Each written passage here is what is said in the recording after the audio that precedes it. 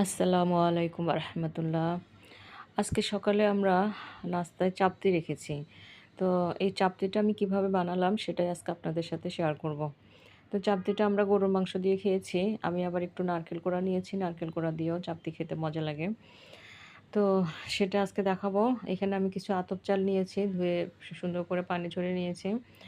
উম এখানে আসলে আমি চালের গুঁড়া বানানোর জন্যে কিছু আতপ চাল গুঁড়া ধুয়ে পানি ঝরিয়ে নিয়েছি। চাপটি বানানোর জন্য পানি না ঝরালেও চলবে।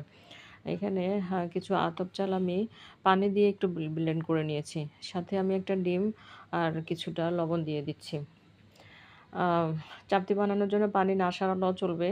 যদি চালের গুঁড়া আমি তো চালের গুঁড়া করব, এজন্য আমি বেশ কিছু চাল ধুয়ে পানি সরিয়ে রেখেছি। সেটা আমি পরে একদিন দেখাবো কিভাবে আমি আতপ চাল দিয়ে চালের গুঁড়াটা করি। তো এখানে আমি কিছু নারকেল কোড়া এবং কিছু পেঁয়াজ, কাঁচামরিচ দিয়ে দেবো। এই যে পেঁয়াজ, কাঁচামরিচ, নারকেল কোড়া, ডিম এগুলো দেওয়ার কারণে চাপটিটা এমনিতেই খেতে মজা লাগে।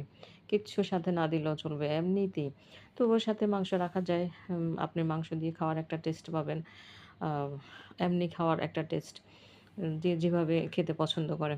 তো আমি সবকিছু দিয়ে সুন্দর করে নেড়েচেড়ে মিশিয়ে নিচ্ছি। এখন আমি ব্লেন্ডারে আরেকটু ঘুরান্টি দিয়ে নেব যেন সবকিছু ভালো করে মিশে যায়। তো সবকিছু মিশিয়ে আমি আ পিঠা বানাতে চলে যাব। এই যে আমার সবকিছু মেশানো হয়ে গেছে। এখন আমি চুলায় একটা ফ্যান বসিয়ে দেব। ফ্রাই প্যানে আমি একটু ঘি দেব। ১ম এই একটু ঘি দিয়ে দিলে এগুলা উঠাতে আর সমস্যা হয় না, আর সুন্দর একটা ফ্লেভার পাওয়া যায়। ঘি বারবার প্রতিবার দেওয়া লাগবে না, একবার দিলেই হয়ে যাবে। তারপর আমি ১ চামচ মিক্সার দিয়ে দিলাম। এটা একটু মিহি যদি চালের গুঁড়া দিয়ে করে তাহলে চামচ দিয়ে ঘুরিয়ে, ঘুরিয়ে মেলে দেওয়া যায়। কিন্তু এখানে যেহেতু একটু দানা, দানা ভাব আছে সেজন্য চামচ দিয়ে হবে না। আপনাকে ফ্রাই প্যান দিয়ে ঘুরিয়ে, ঘুরিয়ে গোল করতে হবে অথবা হাত দিয়ে করতে হবে।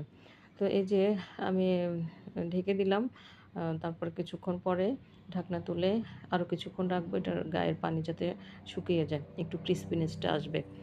তারপর আমি উঠিয়ে নিচ্ছি। ঘি দেওয়ার কারণে খুব সহজে উঠে যাচ্ছে। এরপর আমি আরেকটা বানিয়ে নিচ্ছি।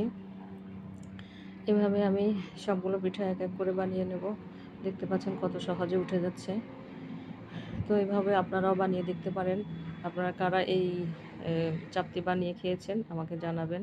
তো সবাই ভালো থাকবেন। আজকে এ পর্যন্তই। ইনশাআল্লাহ দেখা হবে আরেকদিন। সবাই সুস্থতা কামনা করছি। ওকে, আল্লাহ হাফেজ।